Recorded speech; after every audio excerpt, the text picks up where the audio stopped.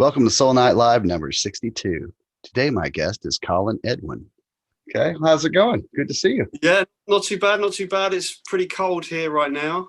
Yeah, it's a sunny day in Atlanta. So Atlanta, you're from Atlanta. Okay, right. well, I'm actually from like Kansas City area, but I've lived in Atlanta for about 25 years now. So Oh, wow. Okay. not long enough to get the accent. It I took could, me a long time to work out the regional accents in America, but I can usually tell now, well, which coast or where the middle. oh yeah. I mean, well, you would expect me to be talking like this about now to you, That's but right, yeah. I only do that in certain occasions when I'm cornered. Well, thank you for taking time out of your day to come by and chat with us and talk about the new album and the new band and talk about your career in general.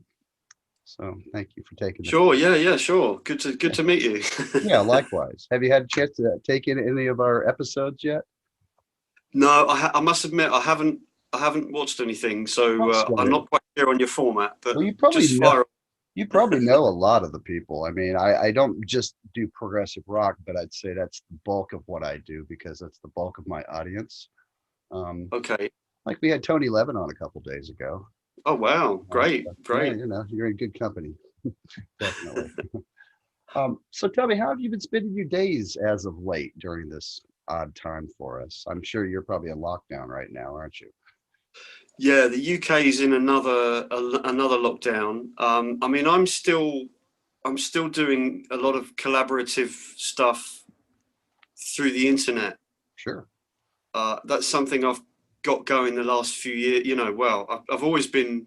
As soon as I got a studio set up, the first thing I wanted to do was be able to distance remote Yeah. session work Yeah. Swap files. and collaborations, yeah, all that stuff. So I've had that going on for a while, but at the beginning of the lockdown, coming on for nearly a year ago, everything just seemed to stop, and people weren't really doing anything, and there was a bit of a pause. But pretty soon, I think everyone realised it was going to go on for a long time, and all the people I generally work with fairly regularly all came back, and we all reconnected, and I got various things in various states. So a lot of recording on my own in this room. Yeah. Well, you're With, not alone. I this think. is like my basement. I've got a Okay. I've got a studio set up down here, and I'm doing a lot of stuff with various people. So that's kept me going. It's a little bit frustrating, of course, because there's no roadmap out of the situation we're in. Yeah. So the bit that I find really difficult is that there's nothing to sort of look forward to. So whereas I would always have a gig or a festival or something in the real world that I would be looking forward to, some experience, some travel, that's all gone. Yeah. So it's kind of tough to self-motivate in a way. Oh, I totally agree. I'm a musician myself, and when this first happened, it just everybody was in shock, and you know, writing music seemed a little trivial in the grand scheme of things.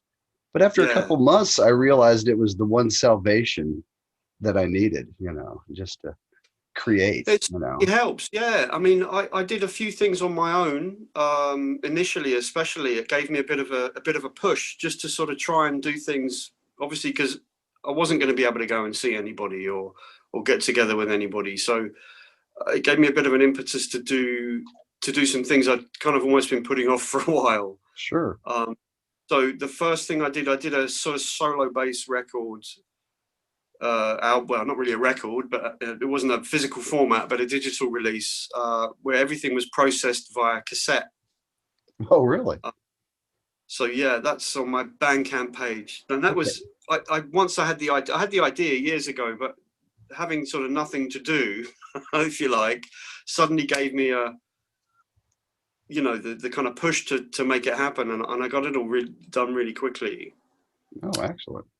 And then I found it really difficult to concentrate for a while. You sort of think, oh, it's going to be great. I'm going to have loads of time, and I've got all this free space, and I'll be able to just go and work in the studio and come up with loads of ideas. And of course, it's sort of it's so uninspiring, Sure. you know, in a way that it was tough to concentrate on anything at first, you know, and it's all a big unknown. Things have sort of settled into, I wouldn't say a routine, but we've settled into, we kind of know what to expect with coronavirus now. Yeah. Well, I'm hoping that, you know, the vaccine really does the trick, and by, you know, fall we will. So too, I mean, there does seem to be light at the end of the tunnel, but at the same time, it's still quite a long way off, you It's know, still a especially long tunnel. yeah. Yeah, definitely. But even that feels like maybe there's more hope than we had 6 months ago. So my fingers are crossed. Oh I yeah, yeah, for hope it sure. works well, and I hope it, you know, does the trick. Although, you know, they're talking lately about, you know, Corona will be with us forever. This is how we'll learn to live with it. It's like, well, Mm. we've learned to live with lots of other diseases, so maybe it's possible. Yeah, we'll have to see. I mean, nobody knows at this point. So, you know, we hope for the best and prepare for the worst, I guess. That's about right. Yeah, definitely. Yeah. What did you call the bass album that you did? Does it have a particular So name? it's called Illusions, Okay. Allusions. Okay. Is it all instrumental, or did you do some It's all singing? completely instrumental. Yeah, Yeah. yeah. It's just solo bass, lots of reverbs, delays, and everything. Like I said, processed via at some point in the recording process. It was either processed via cassette or originally recorded via cassette and then reprocessed on the computer or whatever. But the sort of tape distortion element of it was a big part of it. Oh, nice. Um, Yeah. I had a project called Endless Tapes a few years ago, and I actually bought some cassette loops, you know, like 10-second, 20-second loops on actual cassette tape, because no one uses them anymore, because you know, you can use a looping pedal or you can do something digitally in Sure. the same way. But I thought I bought a load because I had some plan to use them as a kind of a bit of a joke thing with Endless Tapes. And they'd kind of been sitting in my drawer for a few years, and I dug them out and I thought, well, maybe I'll try and record some, you know, 10-20 second loops and keep those as a basis on the cassette player and use that to build from. And I ended up doing that. And it's kind of weird because it's all the pops, clicks, distortions and hiss, everything like that you usually spend such a lot of time trying to get rid of. Sure. I sort of thought I would kind of use those as part of the concept in a way. So sometimes I would play the loop over and over again until I could sort of more or less just destroy the tape. Degrade it. Yeah, I get it. Degrade it, exactly. Yeah, there's a Okay. sort of nostalgic vibe to the cassette for anyone that grew up with cassettes, you know. Oh yeah. So Wow. I was sort of exploring that aspect of it, but it's not a hi-fi album at all. It's deliberately lo-fi, Well, but it has a certain vibe, that way of recording, you you know. know, endless tapes reminded me of the time my cassette got stuck in the player and I pulled it out and it just endlessly kept coming. Right, yeah, Yeah, and then you need the pencil to wind it in again. exactly. Yeah, kids these days, they're missing out on the fun. You know, they just don't know. Um, so I see your wall back there. I think that's the wall. That's right. That's one of them. Yep, I've got Okay. 3. I'm very lucky. You know, there's a handful of prog guys that, not that you're just a prog guy, but that favor the wall. You know, it's kind of a short list. You know, like Geddy Lee around 1990 used one. I'd say 85 to about 93. That's right. The Yep. wall guy had a couple different ones, and Colin Bass from Oh yeah, from Camel. Yeah. Hamill, yeah, and another guy from XTC, the other Yes. Colin Colin Mulder. Mulder. Yeah. Of course. Yeah, Yeah. another guy. Anybody else I'm missing that comes to mind that's a big wall player? Well, I would say the thing about wall basses is in the 80s they were super popular. So if you look at the Live Aid concert from the UK Hmm. in 1985, 86, and the number of wall basses in just regular pop bands was amazing. Like Duran Duran, Spandau Ballet, all those guys that were playing at that gig. A lot of them were playing, the bass players had walls.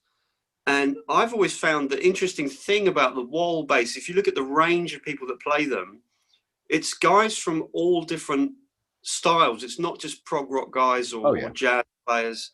It's really, really broad. And I find myself, it's a really good all-round kind of bass in that it seems to fit. It's got a lot of character, but it still seems to fit a lot of different contexts. So I think that has been sort of the key to the success. If you want a kind of scratchy upfront sound, you know, you can get that quite easily. If you want a round sort of warm sound, you can get that. It seems to fit. A lot of the time when I play the wall bass, I don't do very much to the tone control. It seems to fit or sit in the music really, really nicely. And there are times when it doesn't, of course, and I'd try something else. But it's a remarkable instrument in that respect, considering as well it's old. You know, they're considered like vintage At this point, 80s into yeah, late 70s instruments. You know. yeah. When did you first get yours, and what inspired you to go the wall route? Well, I didn't know that much about them. I'd seen them probably on TV. I've seen different people playing them. I think I had a friend, Martin Elliott. I'm still in touch with him. He's a really good bass player. And he had one that he had made for himself. And Martin was well, he still is like a session musician. And I used to go around his house and play his basses, and he used to show me a few things. And he wanted to sell his 4-string wall. And I just liked playing it. And he said, well, if you know, I want to sell it and you want, you know, maybe I'll sell it to you because I want to fund my new 5-string that I want to buy. So I jumped at the chance. Sure. And interestingly, it was kind of there was a period at the end of the 80s. They became a little bit sort of unhip in a way, because they went from, it's like anything, it's a fashion thing. It was everywhere in the 80s. And then towards the end of the 80s, early 90s, people weren't so interested in them. And that's when I got my fretted from Martin, and then my fretless a couple of years later when they were really cheap. And now, I mean, you can't get one for less than thousands of pounds, you know, because it's like anything that's good, it's lasted. Sure. Yeah, it's quality. Did Well, you? the one you see behind me there, I actually bought that from Jack Monk. And Jack Monk, he used to play with Syd Barrett. Oh, wow. So there's a very small Pink Floyd connection there. But he rang me up actually through a mutual friend of ours, Jeff Lee, who I play with every now and again. And he said, look, I know you're a Wal fan, and I've got a Wal. I've had it for years, and I don't really want it anymore. And I'm thinking of selling it. And I said, well, what do you want for it? And he said, well, I don't know, about £1,200, which is quite cheap for a Wal. You know, this is maybe 10 years ago. Heck yeah. So I said to him, look, if you want £1,200 for it, I'll buy it off you. Thinking I'd just flip it, you know, like a hustler. And as it turned out, it's been, you know, one of my first grab basses. It's a really good one. I had it tarted up a bit, had it cleaned up and serviced at the Wal factory, and it's one that I use quite a lot. So I did say to Jack, you know, if you want to keep it or if you want more money, you can stick it on eBay, but he really wasn't bothered. So I'm quite grateful he wasn't. That's awesome. How much do you play fretted versus fretless? It does sort of vary at times. It depends what I'm playing, because I was very much for a long time only fretless. That's what I thought. Yeah. Yeah, for quite a long time, I didn't play the fretted bass for ages, and then I started to realize that the fretless doesn't really lend itself to everything. I tried to sort of fit it into every context I played in, and then I realized that actually there are times when you need a bit of a clank, and you need you know, there are things that are easier on the fretted, obviously, chordal things, the fretted and the heavier stuff. You know, you can play heavy metal on a fretless bass, but it's not quite the same sometimes if you need a more punchy sound. Yeah, it's almost like metal on metal, strings on frets, you know. Yeah, it's also because a lot of the time with the fretless you have a slower attack. Right. And you know, that shape of the note is what I really like. You know, that kind of, you're shaping the note with your fingers and it's expressive, but it's not always the right thing. So anyway, I probably say now it's a kind of 50-50 thing. Sure. I'm guessing Mick Karn was an early influence. Yeah, very much so. Yeah, I mean, it's difficult to say that it was an influence in terms of actual playing, because Mick was so unique. Oh yeah. Such a unique sound that it's impossible to, well, you don't want to copy Mick Karn. What's the point? I mean, good luck. Yeah, I mean, he was so off the wall at times, but definitely in terms of the way he would shape something in the kind of quirky phrasing and the sort of the unusual sort of note choice. I guess that's kind of seeped through to me. Sometimes I will try and think, I'll try a phrasing, a rhythmic idea or something that's a little bit out of the standard, and I probably get that from listening to Mick Karn. It's very cool. Who are some of your other fretless influences? Well, in a similar vein, I really like Percy Jones. Oh, yeah. I can't play anything like Percy Jones, but it's that wonderful expressive quality. And yet again, he's really off the wall. Yeah, he really is. Really... And, people always think of Jaco Pastorius, of course, as one of the ultimate fretless players. It's impossible to play the fretless bass or without thinking about Jaco, because he was such a big, powerful, and it was kind of music before and after Jaco. And certainly I love a lot of Jaco's stuff, especially the stuff he did with Joni Mitchell. Oh yeah. It was a lot more lyrical than the kind of jazzy Weather Report stuff. But I also really like, there's an album with a trombone player, a live album with Alphonse Mouzon on drums, and I forget the name of the trombone player. I think he's a German guy, and Jaco Pastorius. It's a trio, but it's so expressive, so free.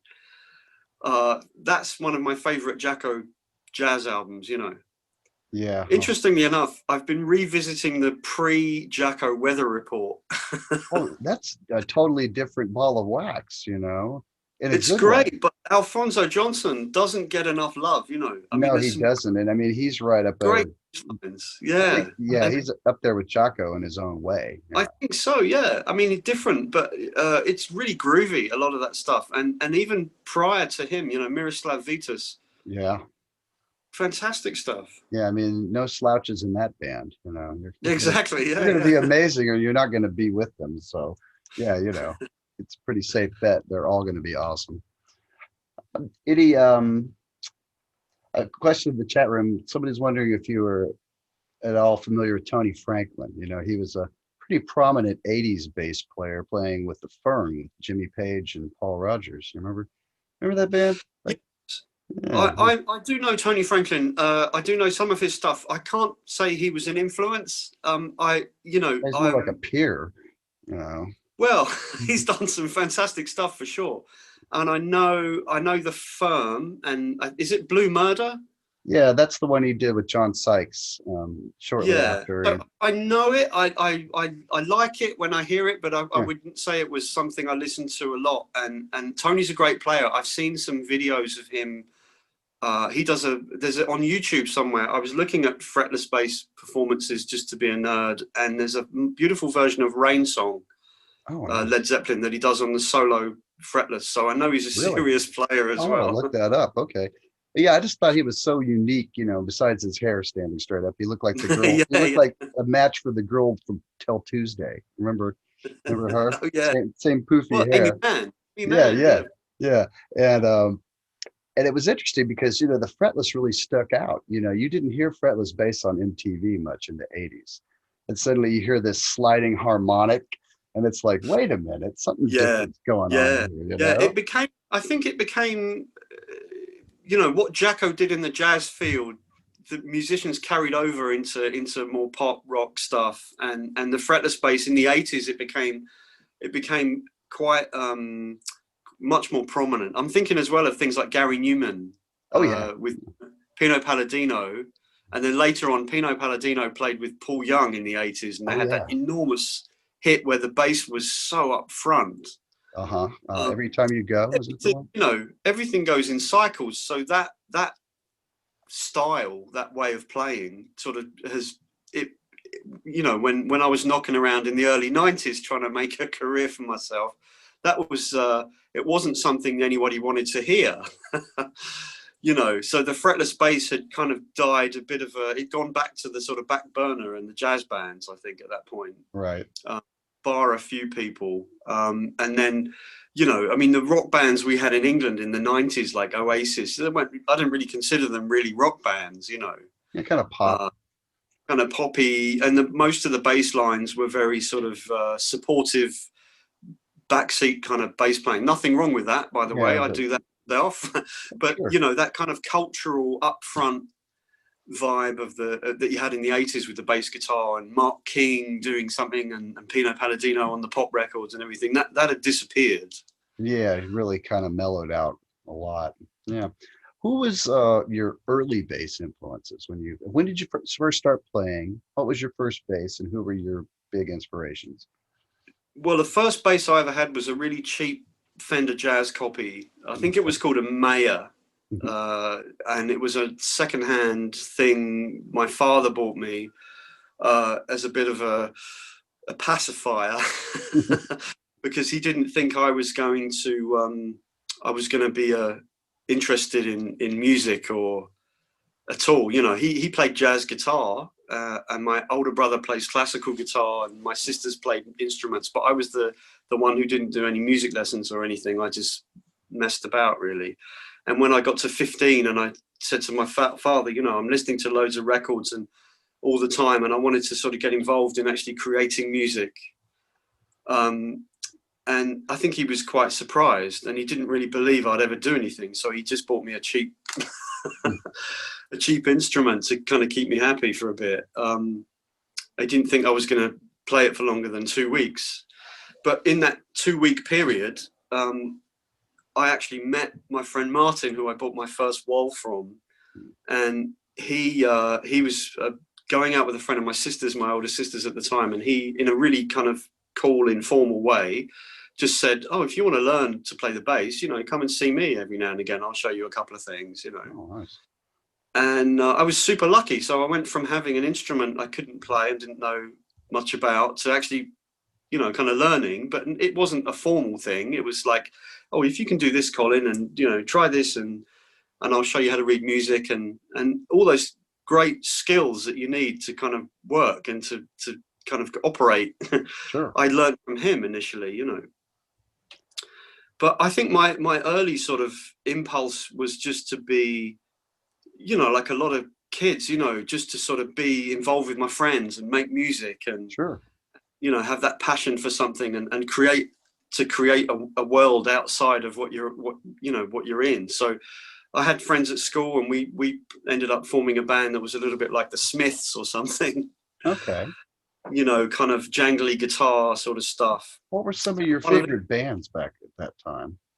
Well, I mean, you know, the sort of alternative rock of the late 80s, you know, so we got some of the American things, like actually Raph, one of the guys in the band, he turned me on to the Meat Puppets and Husker Du, and we all liked the Velvet Underground and the Smiths and, you know, anything like that, really. I wasn't really a big listener of progressive rock or anything like that. I didn't really know it. It was something that had been and gone at that time. Sure.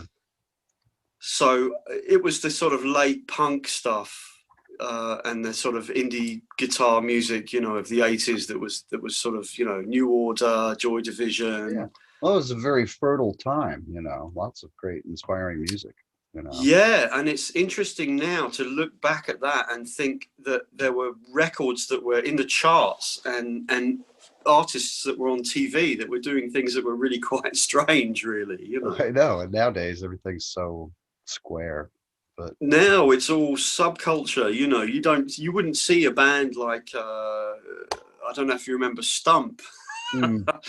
They were on mainstream TV in England, you know, but even things like The Cure, you'd see The Cure on the TV, you know. You don't see them now. They're still a huge band, but at the time something like that was still kind of mainstream and yeah, definitely, and available to everybody. Now you'd have to seek it out, you know. So what was the first serious band you wound up in? Well, none of them were serious. Okay. You know, I played with a bunch of my mates at school, and then I realized I wanted to be a musician, but I knew that I had a lot of work to do And I kind of knew, because I knew somebody that was doing it, I knew someone that was a session musician. I thought, maybe I could do that, and then I thought, well, probably that's a bit unrealistic. Maybe I'll be a sound engineer. So I did a course on sound engineering. My parents were really happy that I was applying myself to this kind of route. But it's even then, to get into a studio as an assistant engineer or as a tape operator, as it would have been in those days, it was pretty much impossible. A pretty short list of people that. Yeah, I mean, I wrote hundreds of letters. I asked everybody I knew. I knocked on doors, and nobody, we'll phone you next week, or nothing ever. No one answered, and no one cared. I think a lot of those studio guys kind of got in at the ground floor, being like the T-boy, and then working their way up. So if you weren't in that kind of that lineage, then it might not happen. But well, I think what happened with me was I remember knocking on enough doors. I met a friend of a friend who was opening a rehearsal studio with a little recording facility.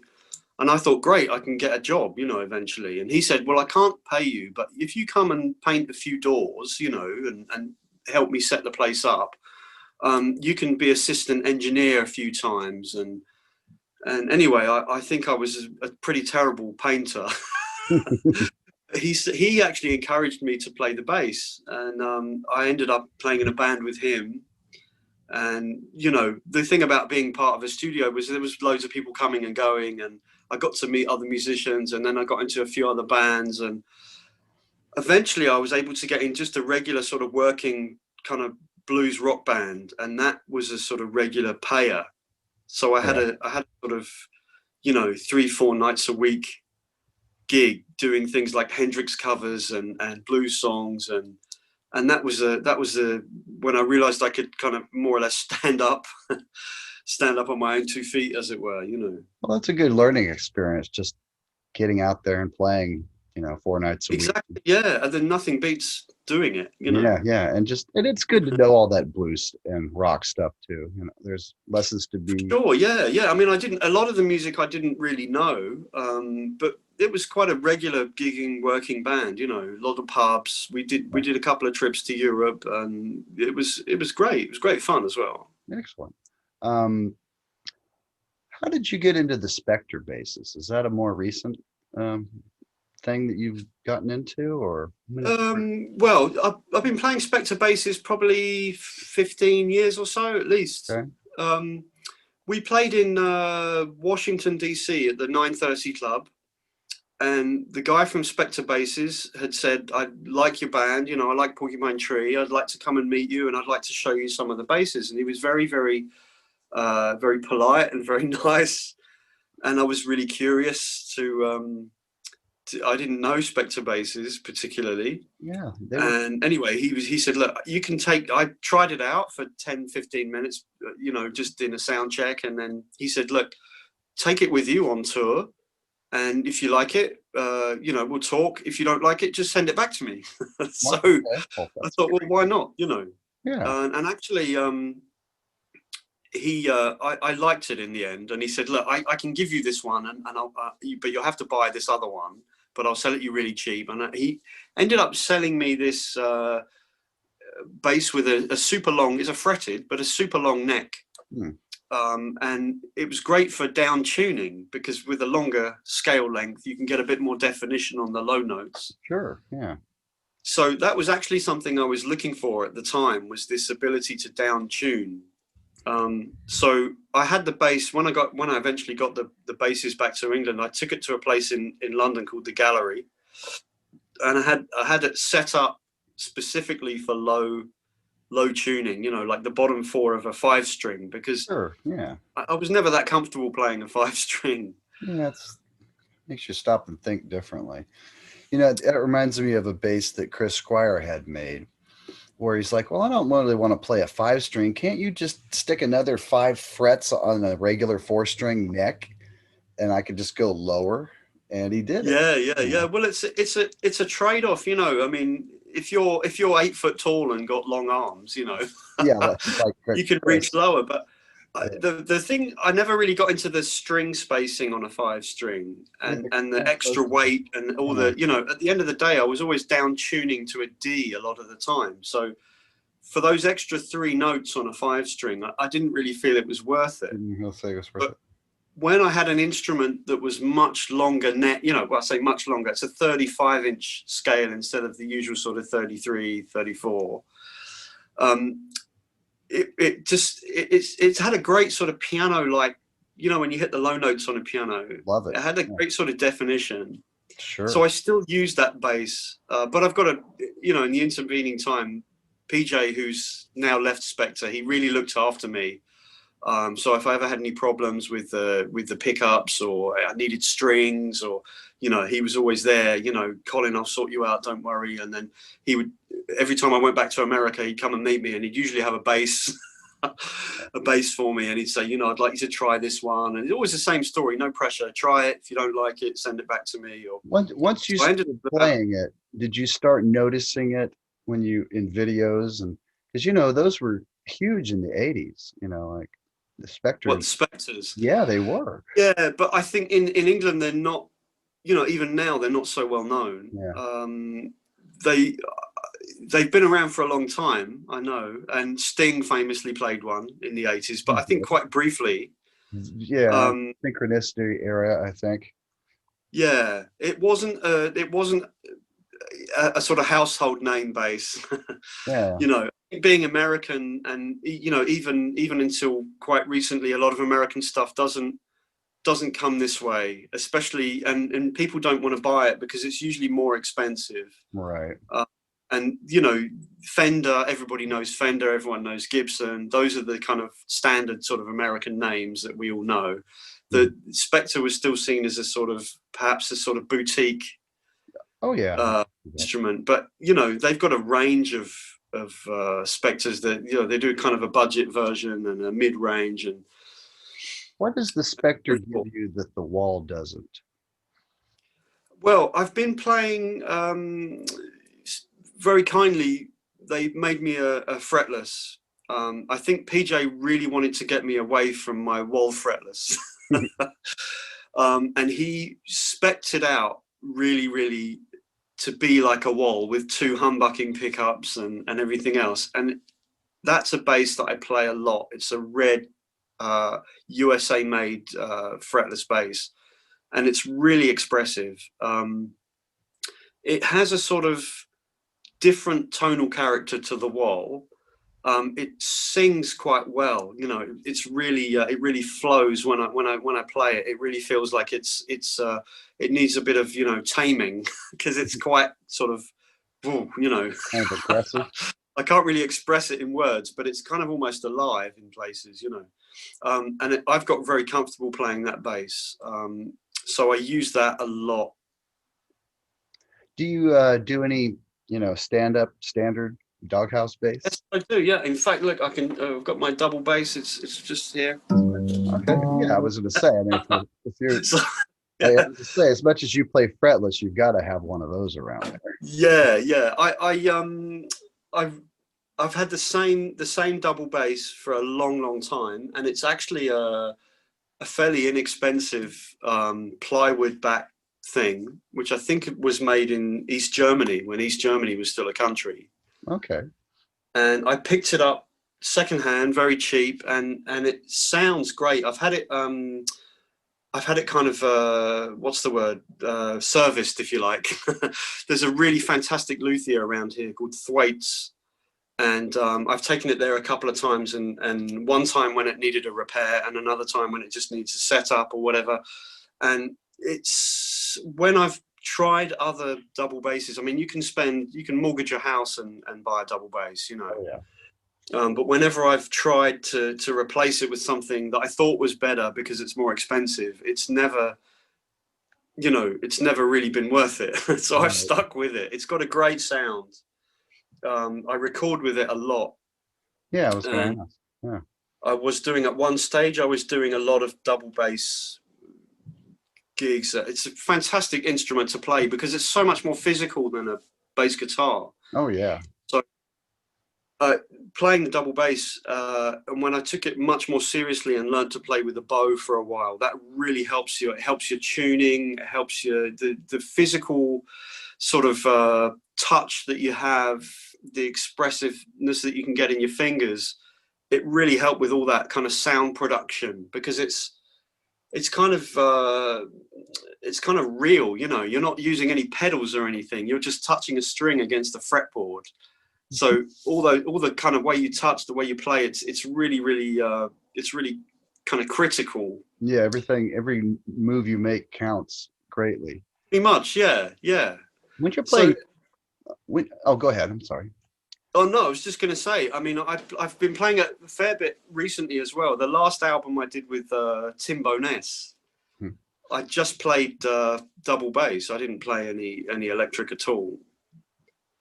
And I have a project with a guitarist called John Durant from Boston. We've made a few records together, and we wanted to do, there's been a bit of a gap, and we were talking about doing another one. And I said to him, you know, I'm not going to play electric bass this time round. I'm going to stick purely to the upright, because I think it will give us a different, you know, every record's got to be kind of slightly different. Sure. Yeah. So it's kind of one of the things about lockdown is I've actually been practicing quite a bit. How important is monitoring when you're playing live with the fretless? Are there ever times when you maybe can't hear yourself and you just have to Oh really, yeah, it's always a challenge. yeah, yeah, It's really crucial, because you have to play in tune. You know, sure. it's the challenge to play in tune even when you can hear yourself. So it's difficult sometimes in a live environment when you can't hear yourself. But probably the last 15 years or so, I've been using in-ear monitors. Oh yeah, there you go. Yeah, so that makes it easier. Yeah, those That are really, so helpful when it comes to going fretless. I play in a tribute to ELO, oh and right. as soon as we got our string players in ears, things improved greatly.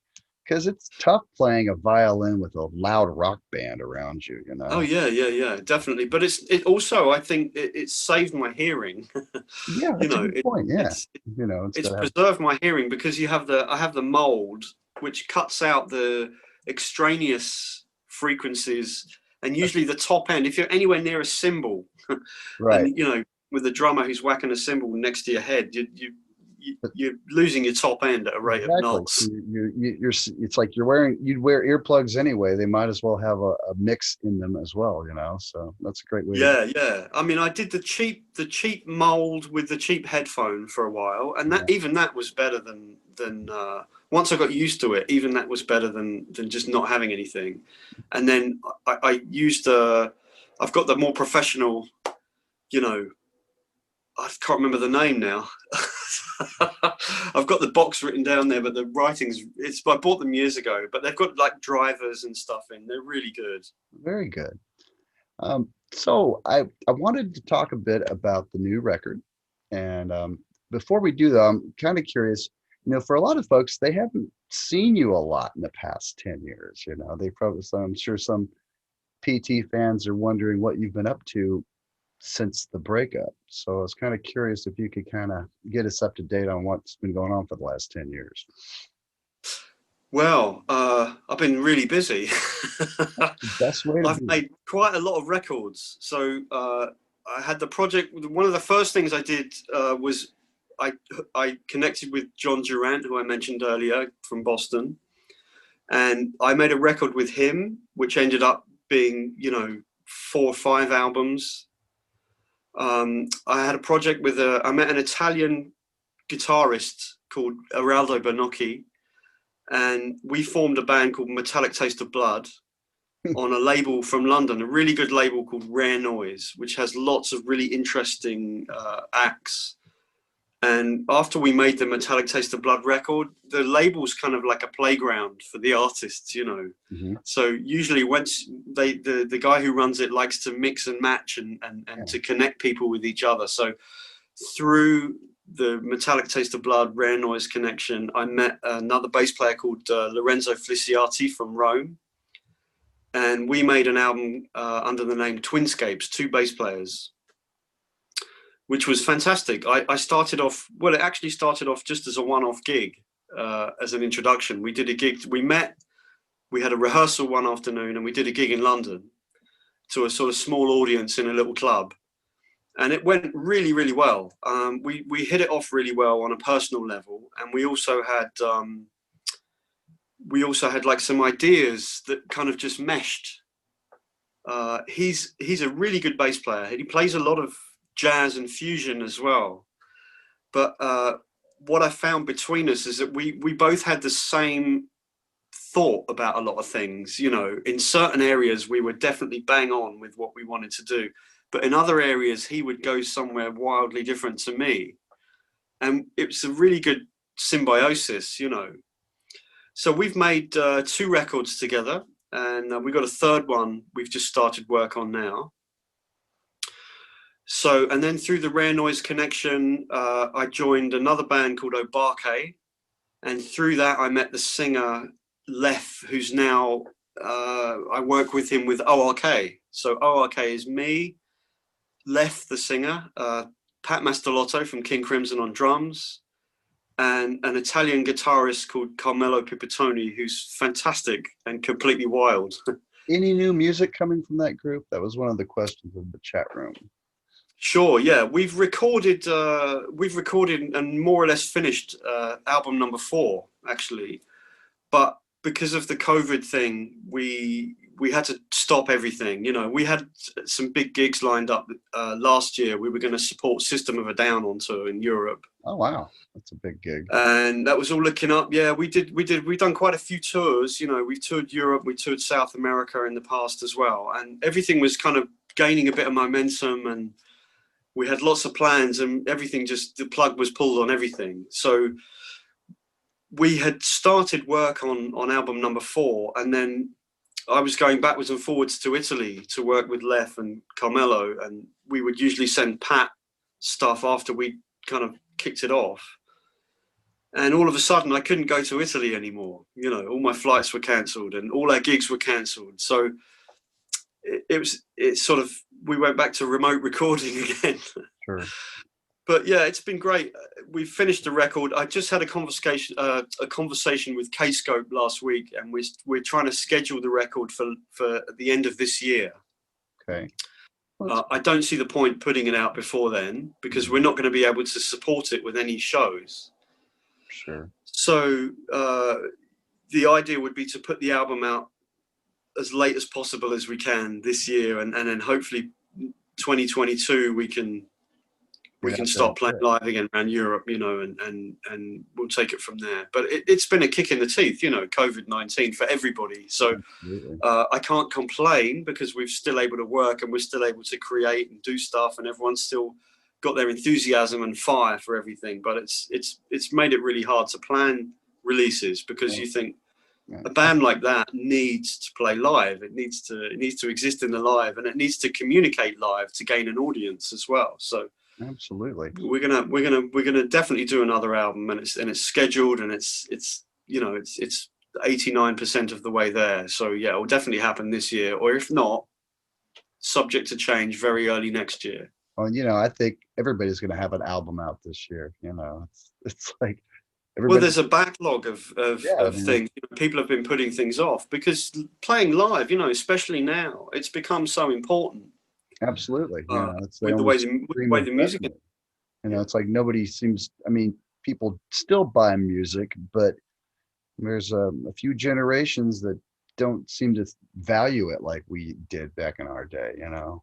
That, you know. Well, I'm not sure it's a case that they don't value it. I think they just don't realize. I mean, I've got a teenage son who listens to music all day long. He plays classical music, he plays the violin, he plays the piano and the flute. He loves music, plays it, but you know, the kind of leisure listening, if you like, for him, it's just turning something on. Whether it's YouTube or Spotify, it's not about buying a record or buying a CD. He doesn't understand that in a way. It's kind of alien to them. Yeah, it's like a bygone time, you know, when we used to mow the lawn to save money to go buy a record, you know, or whatever, you know. Those days. Yeah, I was explaining to him. He was telling me he didn't want to pay in the UK. A Spotify subscription is about 9.99 or something, A month. Yeah. less than £10, right? Right. He's saying to me, I don't want to pay, £9 a month. I'll just go with the free one. And I said, well, hang on. When I was your age, I would buy an album maybe a week, and I would have to pay £5 at least for a cassette or a CD, or not even a CD, a cassette probably. Yeah. Or a vinyl record, £5-6 easily. And I wouldn't think about it. I would just do it. And allowing for inflation, that would be maybe 20 quid probably. I would say so. Yeah. So I'd say, for less than half that, you get access to pretty much everything. Yeah, that's a pretty But screaming yeah, deal. there you go. The phone is more important than what's coming through it. Right. So, when Porcupine Tree dissolved, did you see it coming?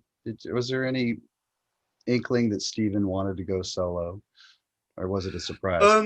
When we all took a decision to stop for a while, because it got a bit unhealthy. It was quite a trying time for me, because at the time my children were very young. So I was going on tour for weeks and weeks with a really young family, which isn't ideal. No. It was putting a bit of a strain. And we were touring a lot. So every album, there's a year and a half where you're touring the record, and then you've got to make the next one. And I think I got to the point where we'd more or less run out of things to say to each other.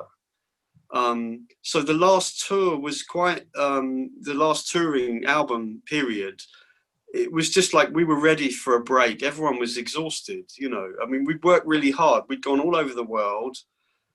I was always enthusiastic about doing gigs. And, from my point of view, it was great. Even though I had the family situation, I was the only parent at the time. It was quite tough, but we were all ready for it. I think we were all ready. So we sort of agreed to take a year off. And of course, a year has turned into 10 years. Right. But, everyone just got into different things. And then there's sort of not much reason, in a way, to come back, because you've done it. You've said what you have to say with those people. Sure. I think. Well, so yeah, musically and otherwise, that. Yeah, I think we had a great chemistry at the time, and we certainly achieved quite a lot, because it came out of a lot of work. There was no hit single. There was no big video on the TV, or no, very little exposure other than that, the exposure that we created for ourselves and the audience that we built up. So it was a long haul, and we're talking about, well, how long? 17 years maybe, since the first gig. From the first gig to the last, that's really a long time. Sure. And the lineup, there were only 2 lineups. So that's a lot of drummer time. Yeah, certainly we were ready for the break. Yeah. Okay. Well, that's good, because I don't think it's been really clear exactly how it all came to an end, and if there was any. Well, there was no big sort of, there was no decision made. It just hasn't happened. Right. It wasn't Stephen dying to go do solo at all. That just kind of happened after the fact, once it dissolved. Well, I think he's always wanted to do lots and lots of different things, which is fine. And he felt that I don't know what he felt. I don't think about it. Yeah, I just know that all of us were ready for a break. Definitely, all of us were. How familiar are you with the work he's done since Porcupine Tree? Well, to be honest, I haven't really followed. I haven't followed him. You put it this way: I know his music intimately because I played it for so long. Sure. I don't feel the need to follow what he's up to. Yeah, that's understandable. Well, there's a thread that ties it all together. It's all kind of coming out of the same guy's head. So, it's a different cast of characters, but there's a familiar thumbprint.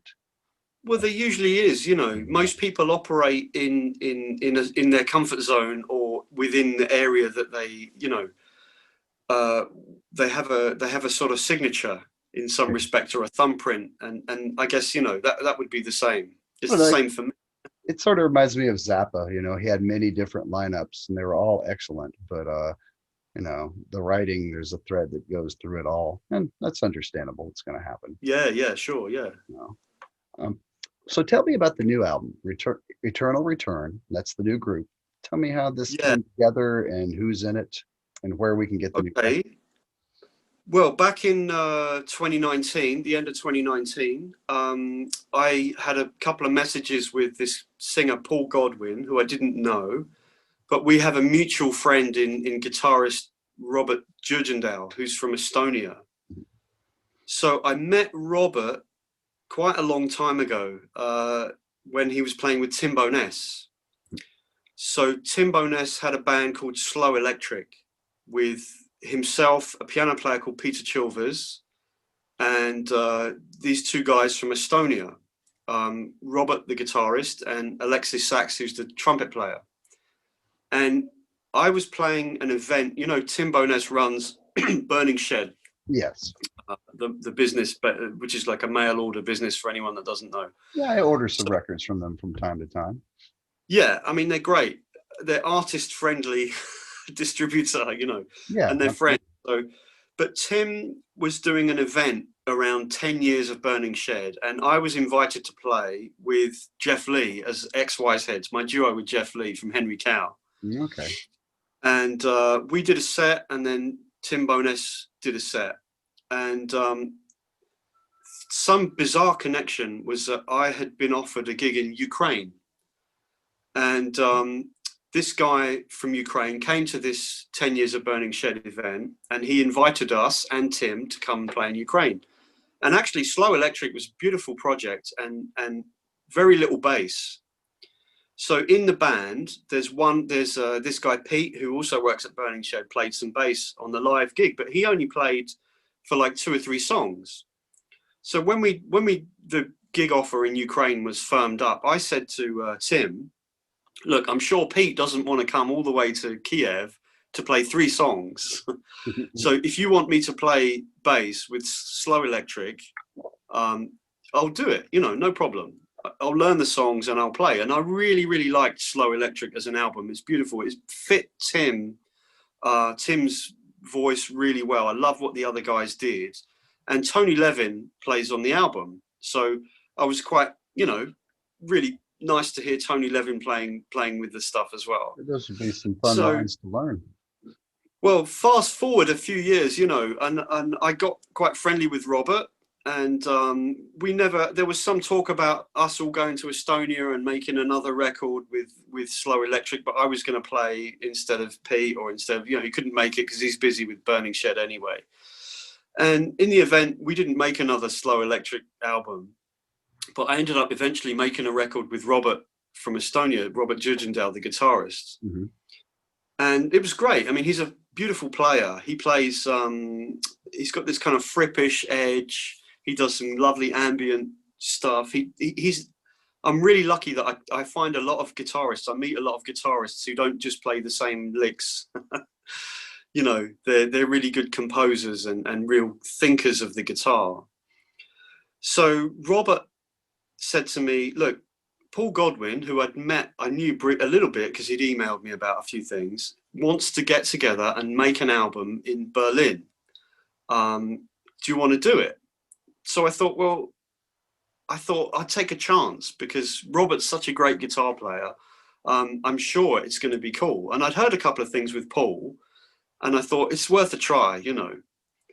So we basically went there for about a week or 4 or 5 days, and we recorded in this really strange place, which is it's like a converted munitions factory or something. You know, it's really weird. The studio itself was decked out with the most eccentric sort of paintings and like a sort of Edwardian bar, you know, with all these drinks and nice stuff everywhere and weird things. And the guys working there were great. We had a really good time. It was all recorded live, and it was the basis of it was Paul Godwin's songs in conjunction with Miguel Neuer, who's the Venezuelan keyboard player. So it's really international. There's me from the UK, Robert Jurgendal from Estonia, Paul Godwin lives in California. Miguel Noyes is Venezuelan, but he lives he flits back and forth between Madrid and London. And the drummer was a guy called Miguel Toro, who was the only person who actually lived in Berlin. Okay. So it was great fun. And I sort of understood what they were, there wasn't much discussion other than we're going to try this. But it became apparent that it was very important to, the less is more principle was going to be applied. And it was very atmospheric. And it's a bit odd in a way that we didn't, we came together just for that recording session. There was no gigs or, which is why I suggested the name of the album should be Once Only, because who knows, it might be a one-off. All right, you can always come up with a fun title if you do a second one. Surprise, we got another, I like the sort of cognitive difference between calling the band Eternal Return and the album Once Only, but it was very much made in the moment, it's very spontaneous and all recorded live. So I do a lot of online recording, remote sessions, as you know, where I'm in my own facility. I can take as long as I want. If I want to do an overdub on a different bass, I can just do it. I can grab another bass, I can plug things in, or I can try a silly pedal and I can lose myself for 2 hours playing something. But in the studio live, it's a different story. You have to make a decision and you have to go for it. And not just you, but everybody else in the band has to behave like that. Yeah, some of those turn out to be the best ones though, Yeah, I mean, and not, especially now, we can't do that at the moment because of COVID and the travel restrictions and everything else. So it sort of, when I listen to it now, it feels like it's from another time. Yeah, I have a picture of the cover here I want to share. So in case anyone wants to get it, what's the best place to get the album at? Well, I would always encourage anybody to go to the Bandcamp page to find that. I think the album is on, I think Paul's label is called New Dog. Okay. That's usually the most artist friendly, means of picking one up. But I'm pretty sure it's going to be available on Burning Shed. Okay. That sounds good. And when will it be available? I think it's 23rd of February. 23rd of February. Okay, so it's not too far off at all. That's a really nice looking cover. Can you tell me a bit about it? It's a nice piece of artwork on the cover, yeah. Yeah. Do you know who designed the cover? Well, I believe it's Miguel Noyes' son, Thomas, who I haven't met, but I'm pretty sure it's him. Well, that's really nice. I like it. Thomas Noyer, yeah. And I believe this is everyone. Is that right? That's all of us. Yeah, that's all 5 of us. Excellent. Okay. Well, I'm excited to see how that does once it gets out there. I really enjoyed the advanced copy. I appreciate you guys hooking me up with one. And great, yeah. I mean, it's minimal, and it's very atmospheric, and it's not too long. I think it's a statement record. It's one of those you make at the time, and I hope it has a bit of longevity as well. But it was very in the moment, very spontaneous. I thought it was really enjoyable. It's a vocal album. It isn't all instrumental by any means. That's right. Yeah. I think the vocals make it a little more accessible. And yeah, there's a lot of space in it, the way it's arranged, and just a lot of color. I'd say the music's as colorful as the cover.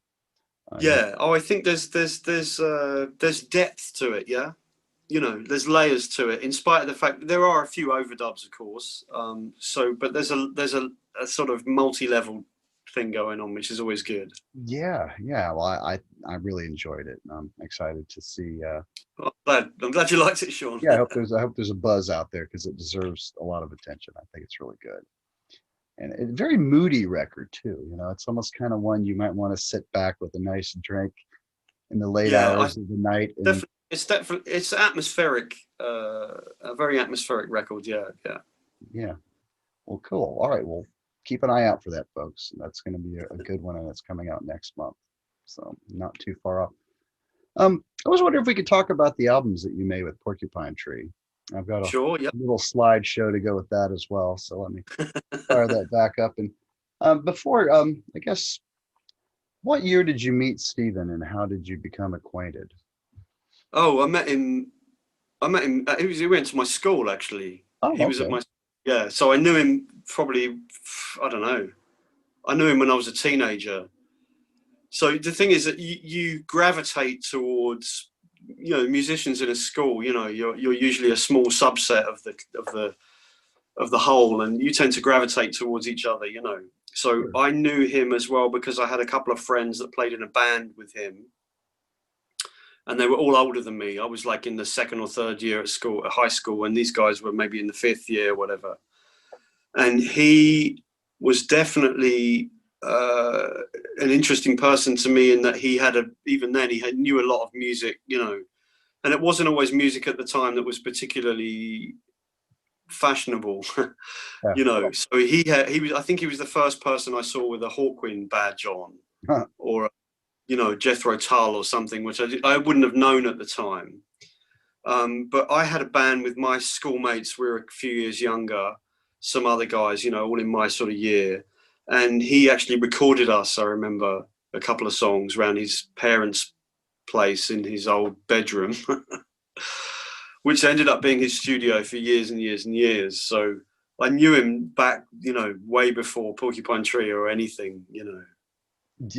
When did you first hear his writing and were you drawn to it? Did you think I want to be part of this music? I think he did give me a cassette. I mean, Porcupine Tree initially was a sort of a joke thing for Right. him, sort of parody that he came up with. And he gave me one of the cassettes, and actually, I didn't really like it. And he gave me the cassette with a booklet with a load of nonsense in it about the fake band, which is probably worth hundreds of pounds now. Oh, I bet, yeah. I still had it. I think I threw it away. But I had that, and there was a couple of tracks on it that I liked, and then I'd done a couple of recording sessions with him in a sort of exploratory way. Like I'd taken my bass round his studio or studio in his bedroom at the time, and I'd played a couple of things, and then we would listen to a lot of different music together and discuss things. And being a bit older than me, and he had a bit more money. He had a big record collection. So we were sort of swapping things, and I'd always like to see what he bought because he had big ears and would always go down the record shop and buy lots of things. So he was sort of quite interesting character in that respect. He had a lot more sort of a lot more music than I had access to. This is pre-internet. Sure. So he had a great big record collection, whereas I might have had sort of 20, 30 albums. He had a whole shelf full. So there was that, and I was always fascinated by recording anyway. So he was one of the first people I ever saw that had an 8-track, I was going to reel to ask, reel. is it the kind with the Yeah. cassette that goes in it? Okay. Well, he had that later. So Okay. prior to that, there was an 8-track. So we'd sort of messed around a bit. We did a couple of tracks that didn't do anything, and I knew No Man. He eventually got a deal with No Man, a record deal, I mean. Mhm. And then Porcupine Tree at the time was just a bit of a joke thing still, but he got to the point where somebody wanted to release the music and he didn't have a band.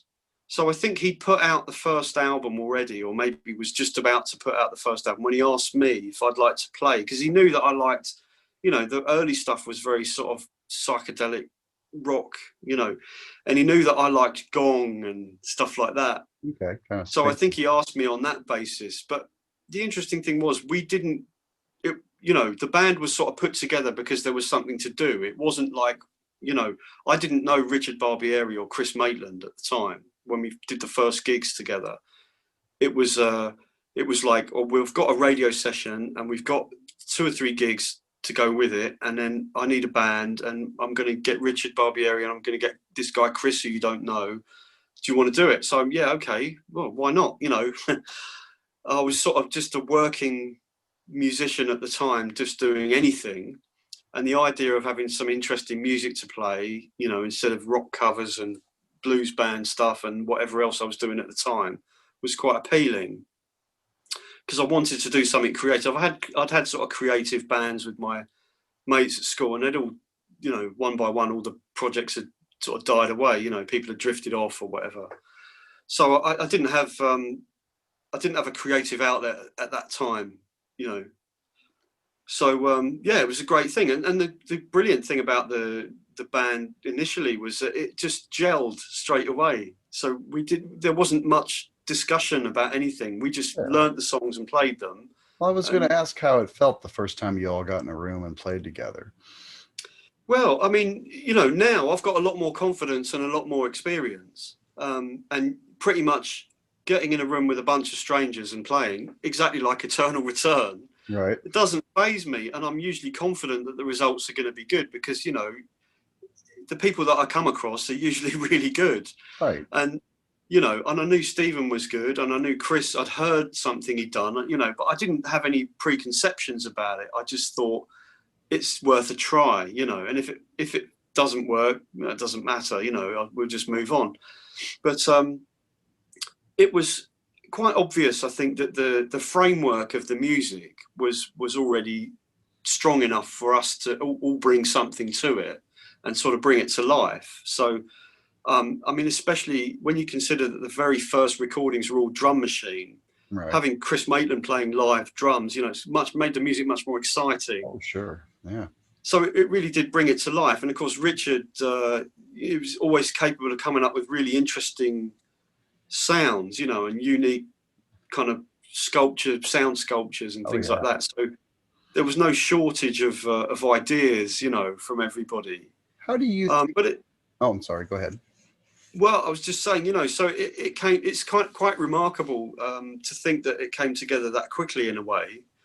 But we didn't overthink it, you know, we just sort of did it quite quickly and it got the result. I always find if you got a gig and a bunch of musicians and there's a gig to work towards, you know, it will happen. Sure. Usually, you know, the motivational factor of knowing that you've got to do a gig. Yeah, that's one you of know, the best goals it to work. spurs you on, isn't it?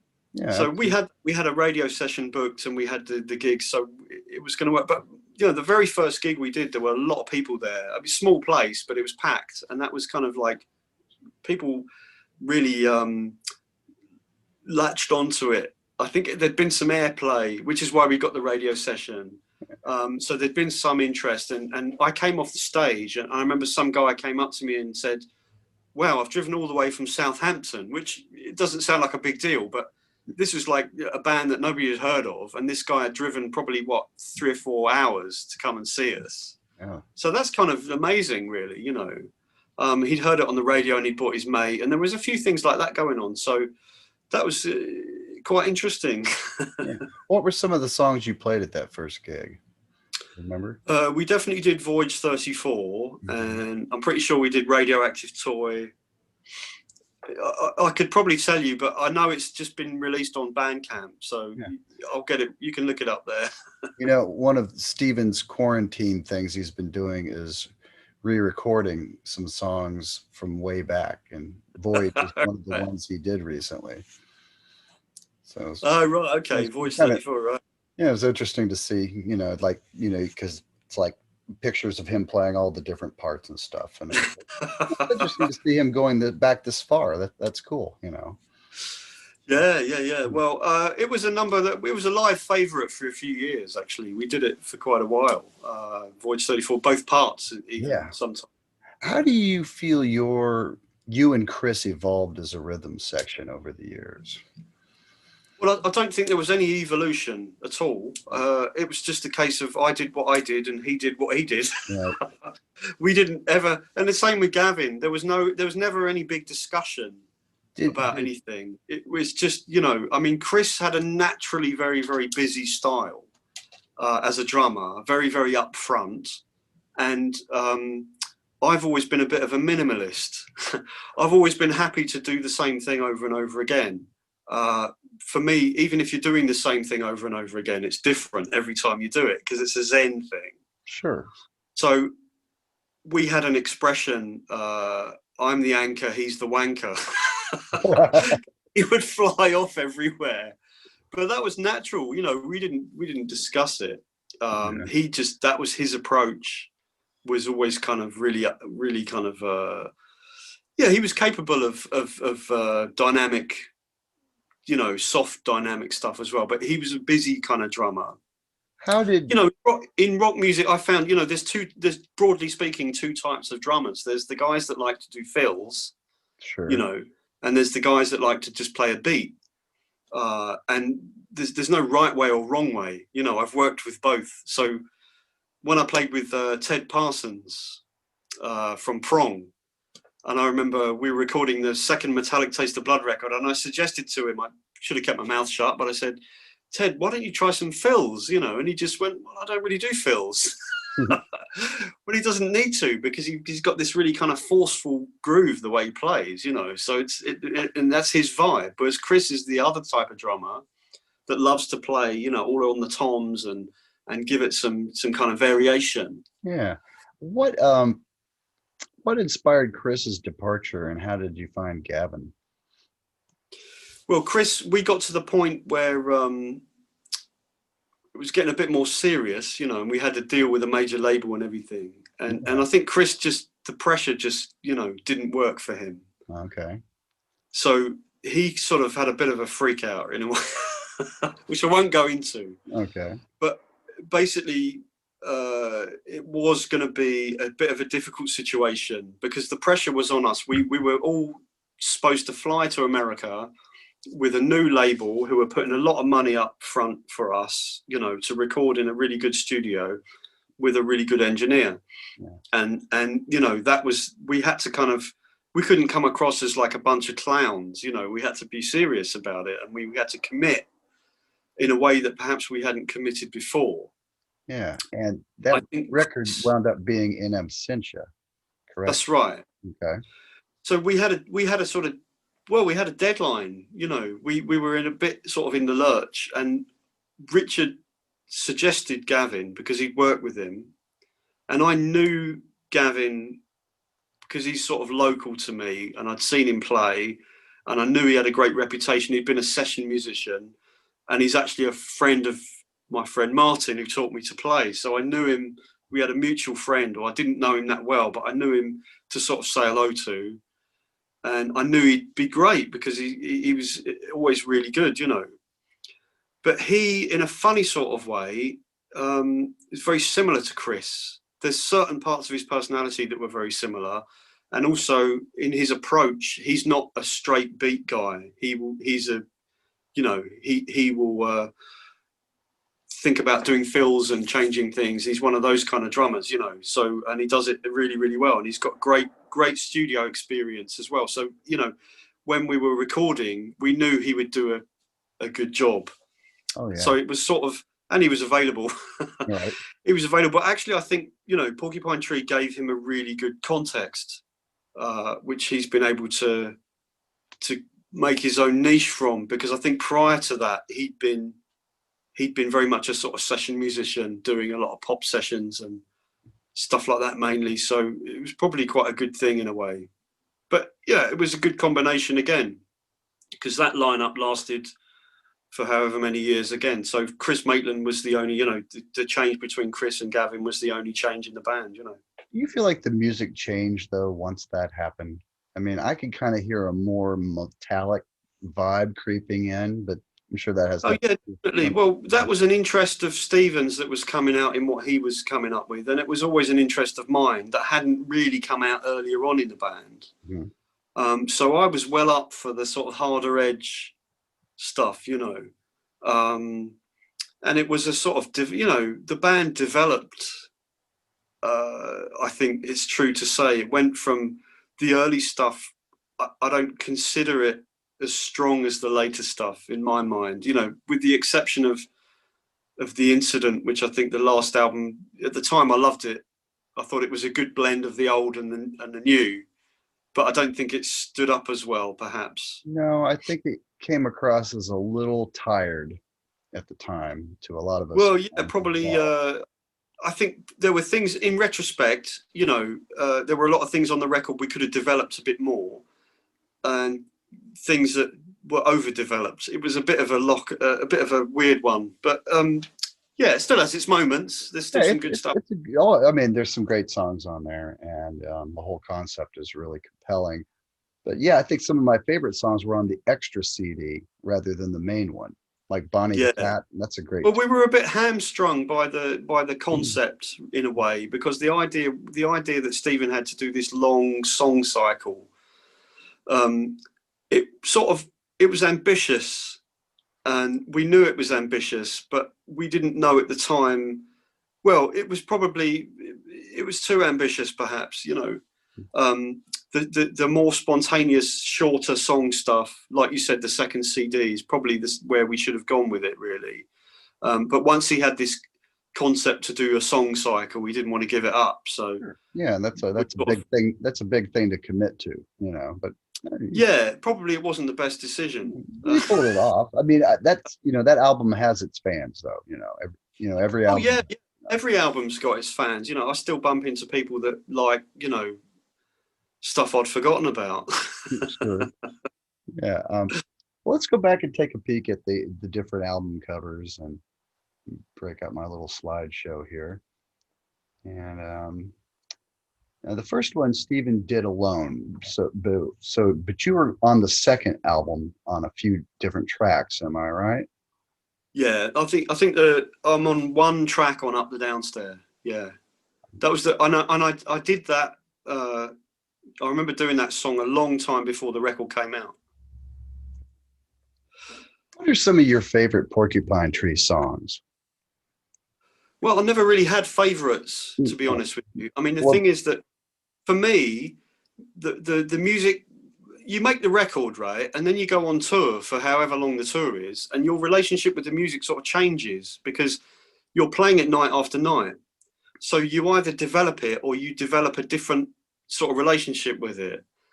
So I would just enjoy playing things depending on the moment you were in, I mean, I could really enjoy playing, for example, Stop Swimming is a very minimal song from Stupid Dream, but we couldn't play that every night. That was a sort of special moment when we played that, because we had to have the right sort of room.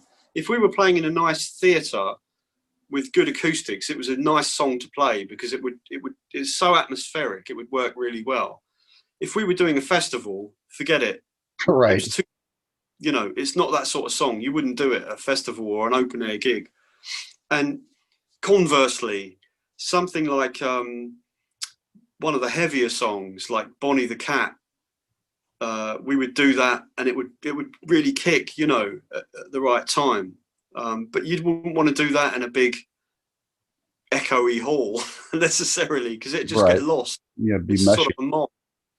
Yeah. So, and also how you're feeling at the time. There's certain points in the gig where I'm always trying to stay, with any gig, I'm always trying to stay focused and give it my all and really concentrate on it. And there's some songs that just got, where you're really in the flow, and the vibe is right. And it's not just you, it's the audience and the way they're responding to it as well. Okay. I mean, Trains was an audience favorite, right? But we actually played it. We played it so much, we got kind of fed up with it. And we started joking about in the middle of it. At the end, we started doing it as a bit of an encore, as a bit of a laugh. And then it took on another meaning, because when we started, the more we sort of did that, the more people liked it. Okay.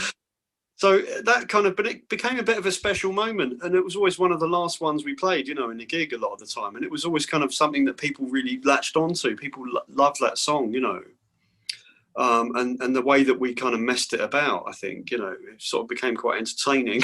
Yeah. Okay. Well, so here is the second album, and you said you played on one track on this one. Which song was that? Yeah, right. Yeah. Always Never, I think. Yeah. And can you tell me any more about the recording of this record? Was this all done in Stephen's bedroom? Yeah, pretty much. Yeah. Yeah. That's definitely that's definitely a bedroom album. I think, but the drums were subsequently redone. The drum machines were replaced. So you might have an old version with all drum machines on. Okay. Or there's the later version where, the limitations of the drum machine were, pretty obvious. So Gavin replayed it all, basically. Okay. Well, I'm sure that's much better. And then this one's quite revered. Has a strong Pink Floyd kind of vibe to it, as some of the Yeah. early stuff did. Did it seem like Stephen was a big Pink Floyd fan, or was this Oh no, definitely a about big the Pink Floyd. minimal Yeah, yeah. quality of it I all? mean, it's very Floydian, yes. And at the time, you know, quite unusual to come out with something like that. It's got its moments. I haven't listened to that one for years, Did but you? we played the title track quite a lot at one stage. Yeah, we played it a lot on tour, and then it's kind of difficult because it's so long. It would take up half the concert, so we'd have to. You know, we'd have to kind of retire it every now and again and fill up the 40 minutes or whatever. I don't know however long it was. Right, yeah, it's a lot of music there. Yeah, well, it's a unique one. I really like it. And this one, it seemed like you guys kind of, I don't know, the writing started to become a little more like what we became accustomed to later on. Yeah, there's a lot more. There's a lot more of the band in that one. So there's a few tracks. There's a live track. Intermediate Jesus was a live, like improvisation. It's got a solo Chris Maitland track, like Mass Prayers. I know that one. And it was all recorded, you know, with Chris as well, rather than the drum machines. Okay. And was this done in a regular studio? Um, you know, you're going back quite a long time, and I'm not sure my memory is that reliable, but I believe a lot of it was recorded in a studio in Cambridgeshire that Chris knew. Okay. Certainly a lot of the stuff with live drums, yeah. Any personal favorites from this one, or songs that really were exciting live? Yeah, we did a lot of that material live as well. Yeah, Idiot Prayer was a good one live, and that's one of my co-writes. So I was quite pleased with that one. And then what else is on that record? That's got Dark Matter was a fan favorite. Oh yeah. Not one of my favorites, but we did play it a lot. And then it's also got Every Home Is Wired, which has actually got my double bass on. Oh, nice. Very cool. Okay, that was, yeah, that's seemed like a new beginning in some ways, that kind of pointed toward the future. Um, and it seemed like Stupid Dream took it to yet another level. Well, And that was, you know, it was moving along away from the sort of long instrumental passages to more shorter sort of song-based material. So that was the bigger change that happened around that time. You know, there's some great songs on here. You know, I don't know if you heard all the brouhaha a few years ago, but Steven did an album called To the Bone that had a very catchy pop song on it that got all the prog folks up in arms. What's he doing writing pop? And it's like, have you paid any attention to his career in the last 25 years? This isn't new. You know, I mean, there's pop on this album. Piano Lessons is a great pop song. You know, so yeah. I just thought it was all kind of hype. It's like Steven's gone pop. It's like, no, this is nothing new if you're paying I attention. gave up. I think you have to give up sort of second guessing what people like anyway. I mean, I think Piano Lessons, we probably expected to have a little bit of a hit with it. And of course it wasn't a hit, but you can't really second guess what people like anyway. Oh no, don't I even mean, think about I that. would have imagined, I think at the time that would have been, I think we did that as a single, and it wasn't successful. I think we even did a slightly embarrassing video. Oh, it's cool. I think it's neat. The only thing I remember about that was we had to wear these stupid Edwardian suits, which I didn't agree with. The problem with getting video done is the video directors are always psychopaths, Sure. and they've always got ideas that you actually will, you know, you'll regret a little bit later, you know, because it's you in the video looking like an idiot. Sure. And I had to wear this sort of Victorian coat, and in the sort of trailer where they were dressing us up, and there was a guy putting crap on our faces. He had this spray that was like cobweb. So, you know, we're supposed to be like, you know, like we've come out of the haunted house or something. We've got the cobwebs all over us. And he sprayed me in the bloody eye with this cobweb stuff, which was really painful. And then the video shoot seemed to go, I mean, you know, when they same when they film things. It goes on all day. You have to get there at sort of 5 in the morning, Yeah. and then you've got to wait while they set up some shot for hours and hours, and then you're in it for 10 seconds, and then they move on to the next thing, and it does it all over again. So I actually find it incredibly boring. Hurry up and wait, as they say. Yeah. And that's the video experience. And I think that was probably the first video I'd been in. And I was never keen to be in them after that. Yeah, you all didn't do a lot of ones like that. I mean, there's a lot of live stuff, but yeah, I'm happy to do the live stuff, but forget about it. Put me in an Edwardian costume and spray me in cobwebs. I'm not interested. what are some favorites from this? I know Even Less became like a big concert staple from this one. Or any other favorites on here? I always used to enjoy playing Slave Called Shiver, that sort of relentless groove, you know. And Tinto Brass is on that one, right? I think so. Yeah. That was always fun. I like that one as well. That sort of motoric, krautrock sort of groove, you know. I can remember actually recording that in a little studio in Wales called Foal Studio, which is owned by, I think it still exists, it's owned by Dave Anderson, who played bass in Hawkwind. In between, I think either just before or just after Lemmy. I can remember that particular beat, you know, Tinto Brass, it's meant to be a sort of relentless driving beat. And that's not, as I was saying earlier, that's not something Chris really wanted to do, because he wanted to do fills and and do the sort of stuff that was exciting to him. So I can remember we were trying to say, you know, just play it like, you know, like krautrock. And I think he was a bit pissed off when he played it, but that gives it the attitude. So sure, that's a good thing. Absolutely. Well, this has become a big favorite for a lot of folks. And I almost kind of consider this and the next album kind of their own little era in a way, because it seems like I don't know, it seems like these two are slightly related when it comes to songwriting style. Do you feel like there's any connection between them? Well, I'm too close to it really to judge that, you know, but I think Lightbulb Sun for me was the better album of the two. It had more it had some good hooky stuff, you know, accessible music, but I was able to play some experimental things as well, and I think Richard did as well, you know, with his approach. So I mean, I played North African Gimbri on that record, you know, which is something you never hear on a rock record. Wow. And there's a bit of Saz. I played a bit of Saz on Hate Song. So I was experimenting, and I was quite happy, you know, with the fact that those things were coming to the fore, giving it a bit more character, making it a bit more unusual, you know. Yeah, I think this is the era I first saw you all in. I saw you at a festival called Near Fest. You remember that gig? Oh bloody hell, yeah, I do remember that. Yeah. Yeah. Was that the one in? Sorry, was that the one in Pennsylvania? It was, yeah, Bethlehem, Pennsylvania. Yeah, I do remember that. Yeah. Yeah, I have to admit, I don't think I even knew who you guys were. Right.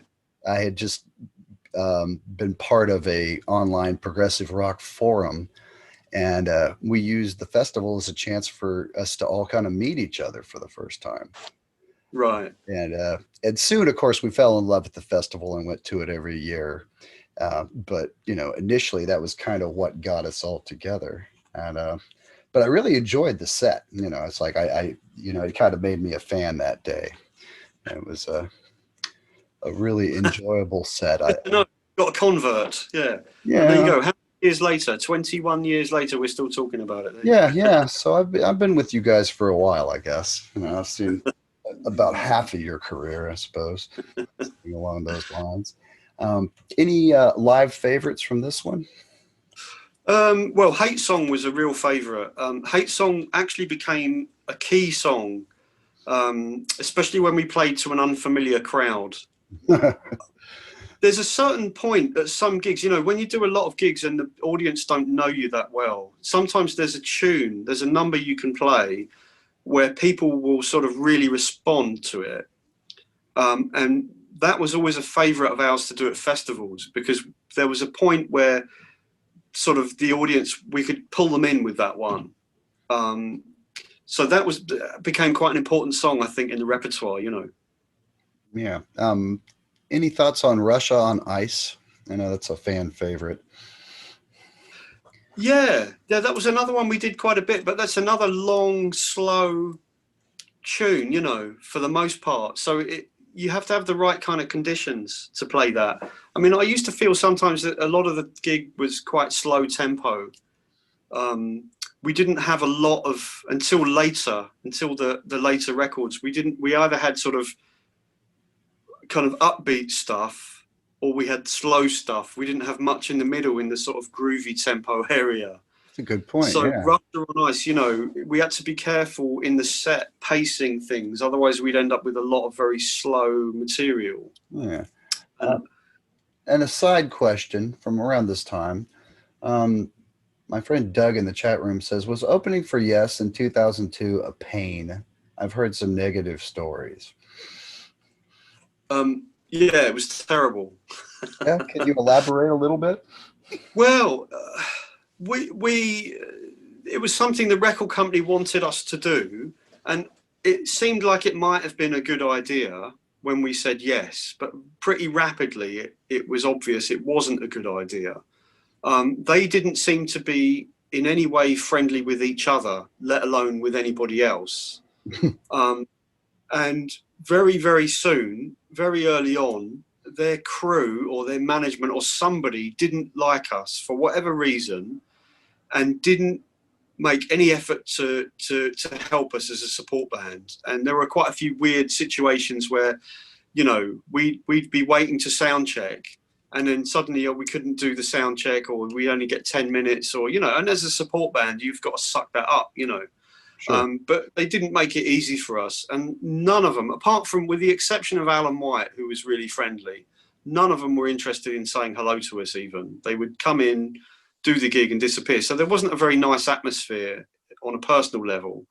But it just seemed like a lot of it was a waste of time for us. I mean, I know a lot of people came to the band, or some people came to the band, but there were a few gigs that just felt like, you know, did we really need to go to South Bend, Indiana and lose money? Sure. You know, probably not. So it wasn't, I don't look back on that with happy memories. Oh, I'm sorry. How do you think the Yes fans reacted to your music? Do you feel like you gained some fans? I got the impression, to be honest with you, a very small percentage of them probably liked it and the rest of them just wanted Yes to come on, you know. Right. I didn't feel we should have done that to myself, but there you go. That's in the past. Yeah. Well, you know, looking at it on paper, it seems like a great exposure opportunity for an up and coming band like y'all. So, you know. Yeah, no, it wasn't. It wasn't a lot of fun, and it wasn't. I mean, you know, I suppose you never know when you get to the point where you build your own audience. By that point, you've usually done loads and loads of things, and it's difficult to pinpoint which ones were the right moves in terms of bringing people to you. Sure. And then I did meet subsequently in later years people that would say to me, "Oh, I saw you in Washington DC with Yes," or "I saw you in." So it probably did make a difference, but it didn't feel like it at the time, and it was quite frustrating, really. But you know, your life as a professional musician is full of frustration. I've heard similar stories. There was a double bill with Styx about 10 years ago, and you know, I was interviewing the drummer, Todd Sucherman, and he mentioned that Yes, we're a little distant, but eventually I think they took them all out to dinner to break the ice. So that's the ticket. I don't, you know, you don't know as a support band, you're not there to do anything. You're there you're on their stage, you know, whoever the headline band is. And sometimes they don't know you, don't care about you, or aren't interested in you, or don't have time, to be fair. We would always try to make the effort with our support bands to sort of be friendly and make sure they got a sound check and, you know, have a nice sort of vibe on the tour, you know, because when you're on tour, that's your home.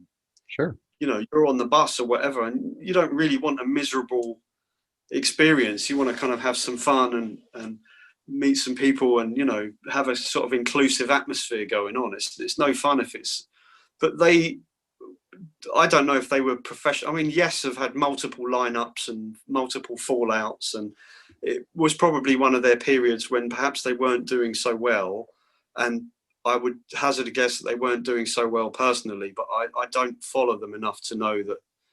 But you know, that was the impression I got. So yeah, it wasn't a lot of fun. Their perceptions were on the money. I mean, they had separate buses at that point. So yeah, I would say that, you know, Yeah. some people are just thrown together out of circumstance, you know. It's like that's the lineup everybody wants. So it's worth Well, I sucking will it up say, and just though, getting on I with it. did not a huge listener of Yes, but I did catch the show a few times, and they were pretty good, you know. Yeah, that was So they had Wakeman in tow, and you know, when he's in the house, yeah, that that's usually, right. Yeah. you know, that's kind of the lineup that, you know, everybody considers the classic one, I guess. So Yeah, I would say so myself. Yeah, well, I'm glad they sucked it up and made it happen, because they did some great shows then, from a fan perspective, you know. So even if it yeah. wasn't, you know, cordial behind the scenes. Okay, hold on a second here. Right, in absentia. When this We're going to album go came, for every single album, are we? we're almost done. I don't know. I mean, it was a lot of records. Oh, I hear you. I hear you. Well, I'll try and move it a little quick. Now, this one, did you feel like you had a new drummer? Was there a conscious decision to write a little heavier for this one? No, I think it was natural that it was going to get a bit heavier. I mean, I have great memories of the recording sessions, because it was a lot of. I mean, it was exciting because it was the first time we had a really good studio, a really good, you know, a proper budget. It was exciting to go to New York, you know, and record in one of the top studios. And it's a great experience when you go somewhere really good, because nothing's out of the question, you know. So I remember when Paul Northfield, who was engineering it, said to me, "Oh, Colin, we'll record your bass DI, but I'd like to do a bass amp. What bass amp do you want?" I said, "Well, I don't know. What have they got?" You know, thinking they'll have 2 or 3. And the engineer took me downstairs to this like warehouse underneath the studio, and there was just stacks of amps and whatever you could imagine. So he said, "Well, I didn't really know what to get." And I said, "Well, what do you think?" And he said, "Well, you know, there's this Ampeg or this Ampeg or that one, or, you know." So I had this sort of unlimited choice of gear, you know. And while you're choosing, Colin, would you like a coffee as well? It was like that, you know, nothing's a problem. So the vibe was good. It was kind of exciting, even though we'd had the sort of trauma, if you like, of Chris, you know, Chris's departure and having to, we were under pressure. It was sort of an exhilarating experience. I mean, we didn't know, it was an unknown in a lot of ways, but it came together, you know. I mean, the record, I think it stands up really well now, and it's years later. Oh, absolutely. And I think it's one of the best in the catalog. I think it was kind of a new beginning, and I think it's probably one of the most important progressive rock records of the 2000s. And at the time, Yeah, when you know, when it was new, it's kind of like, is this prog rock? I'm not so sure. But well, it was. in hindsight, it's been lumped in Yeah, that category. I'd say looking back on it now, it was a good what's the word? A good synthesis, if you like, of everything that came before it, as well as having something new. So it was a path to the future, but it respected where we'd come from. Did you feel like you're on the cusp of being the biggest prog rock band of the 2000s by then? No, because the growth of the band, I mean, even though the stakes had got higher and the studio had got nicer and all the rest of it, we still weren't playing to big audiences at that time. And we were still going on tour for very little financial return. So it was still a sort of, you know, still a tough path, if you like. Yeah. You know, I mean, it got a little bit better, but the gigs were still, you know, it was still a bit of a touch and go thing. Oh yeah, well, I'd say it took a while to really break into those bigger size venues. I saw you guys in Athens, Georgia, in this little club called the 40 Watt, and Okay. it was like the last time I was able to see you guys in such an intimate setting. You know, I think by the I next think I record, remember that place. Yeah. Did it have a record shop next door? it did. Yes. Yeah, I remember that place. I don't Yeah. know why, but Yeah. That's kind of a mandatory stop. You know, that's where REM got their start and the of B-50, course, yeah, yeah. all that kind of stuff. It's a pretty cool music town, or was at one time. So yeah, that was a really enjoyable show. But yeah, after that, it seems like you guys broke big, and the next time I saw you, you know, it was a 1,000 seater, I would think, something in that ballpark. Um, Well, I think we always felt, and you know, what kept us going. Certainly for me, what kept us going in the long term was we always felt there was always a growth, even though it was slow. It was always you know, it was snowballing in a small way. So we always had the sort of confidence that if we could keep doing it, it would get through. You know. yeah. And the next album I felt was kind of connected, kind of like, you know, part two of In Absentia in a way. As a matter of fact, I think this and the following album are kind of a trio in a way, at least in my mind. They seem to hang together pretty well. Okay. And this is the first time I realized that the cover art is someone pointing a gun at their head and giving the okay sign. You know, I don't think I've ever I've looked that never closely at it. realised that. No, talk about morbid, but you know. Uh, I love the title track from this one with the Adrian Belew Right. solo. It's just a really high energy tune. Adrian Belew's contributions were marvelous. You know, what he did on Halo was great, fantastic. Everything I hoped he would do and more. Yeah, great bass line on that one too. I should point out a few from In Absentia as well. Strip the Soul, fantastic. Yeah, yeah, Yeah, and Creator has a master tape. That's another great one. And right. that's another really persistent tune, you know, where it's just Yeah, yeah. takes off. Was that a lot of fun to play live? We didn't do it live that much, Creator as a master tape. I think Gavin didn't like it actually. Okay.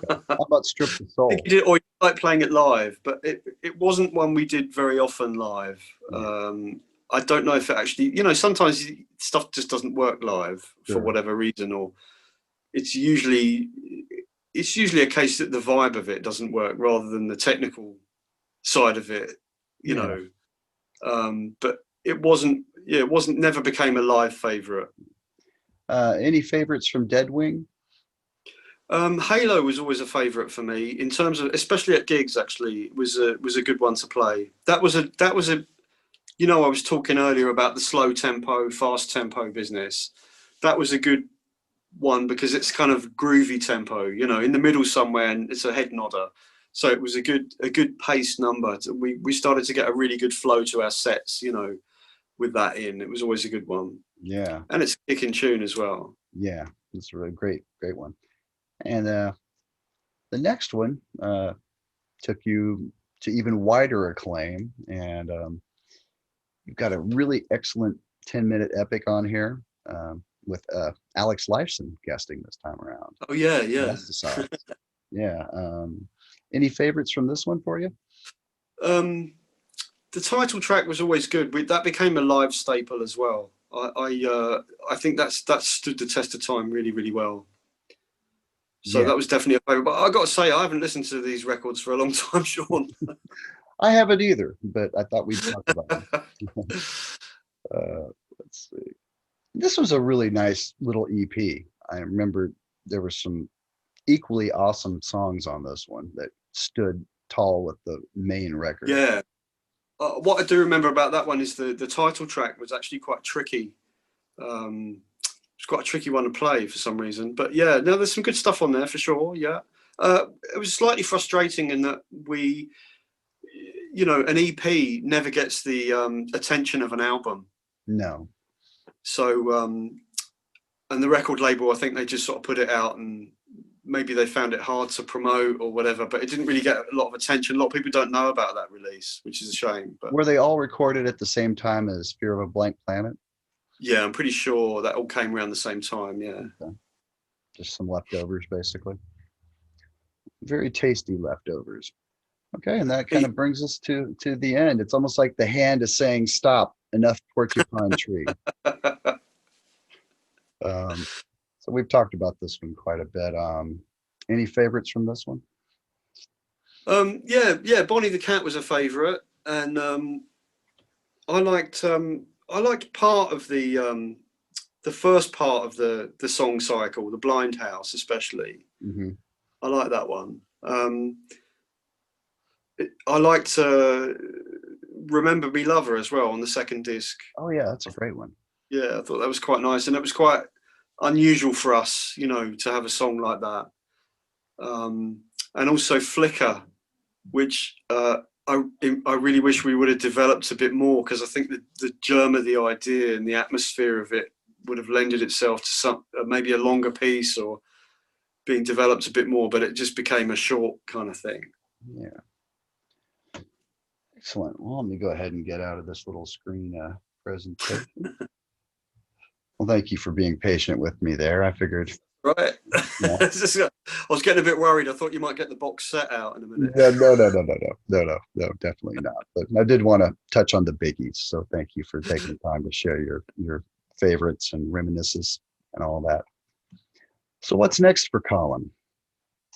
Well, I'm still doing a lot of recording, as I was saying earlier. So I've just kicked off Metallic Taste of Blood album number 3, which is with Eraldo Bonocchi from Italy and Ted Parsons, the drummer I was talking about earlier. So we made an album the last one was 2015.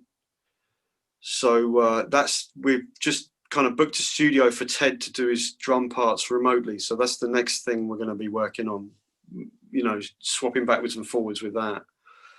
Then ORK, we're going to finish the record, which is, like I said, about 89% of the way there.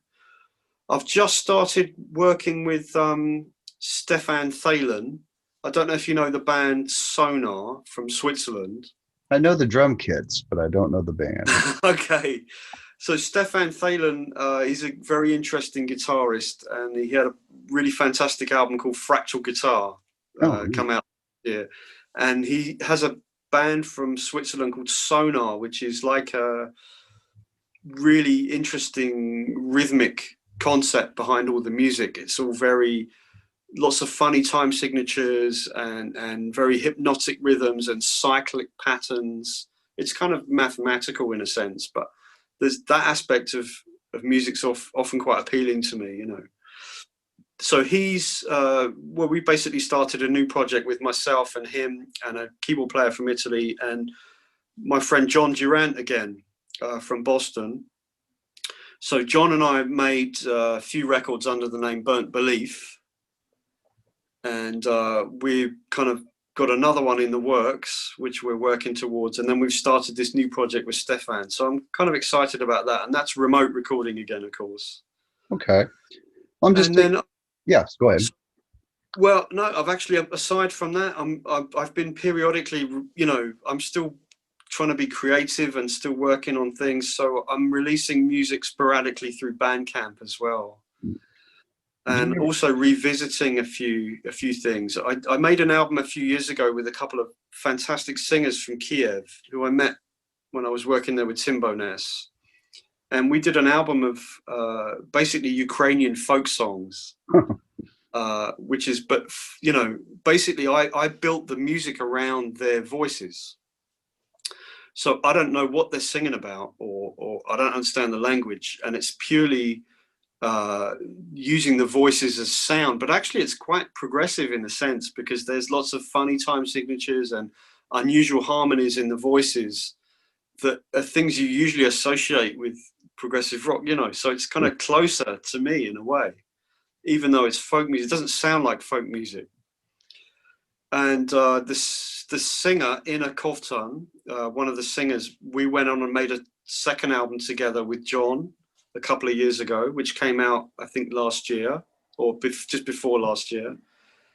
And I've been revisiting some of the first album again, and I'm going to put out a lot of remixes and some dubby stuff, some more atmospheric takes on that, because it's quite fascinating music in a way, in that we started with the voice, you know, and the vocal phrasing and and purely naked voice, nothing else. And the music was built around it. So I thought in a couple of instances it would be good to strip the voices away and kind of focus on what was built around them. You know what I mean? Sure. It's like sort of reverse engineering. So Right. there's some great performances from Pat Mastelotto on a couple of the tracks as well. So Oh, fantastic. he's playing across the time. There's one track that's like a shifting signature between 6 and 7, and Pat kind of played through it in this really spontaneous way. And I thought it'd be fun to kind of take that as a basis for revisiting it, which is a good creative exercise as well occasionally. Absolutely. So that's going to come out pretty soon. I'm just going to take a peek in the chat room and see if there's any questions, and then we'll wrap it up here. Okay. How about a new Henry Fool album? Well, I thought there was going to be a Henry Fool album, and I was well up for it. And then it became Tim Bowness's songs, and the Henry Fool idea just fell by the wayside. So, in fact, I was a bit disappointed because we played as Henry Fool. It was kind of bizarre because Tim didn't really know what to do. I think he wanted to be an instrumentalist, so he turned up. We basically had a rehearsal where he turned up with a guitar, and then the next rehearsal he left the guitar at home and he turned up with a megaphone and a looper, and he said, "I'm going to do vocal loops while you guys play the music." And then somebody persuaded him to bring his guitar back, and then he bought his guitar, and it never gelled, you know. So the next gig we did together, we ended up just doing a load of Tim's songs, and you know, I mean, I'm happy about it in a way because it's led to me working with Tim quite regularly, and I really like what he does. Oh yeah, he's brilliant.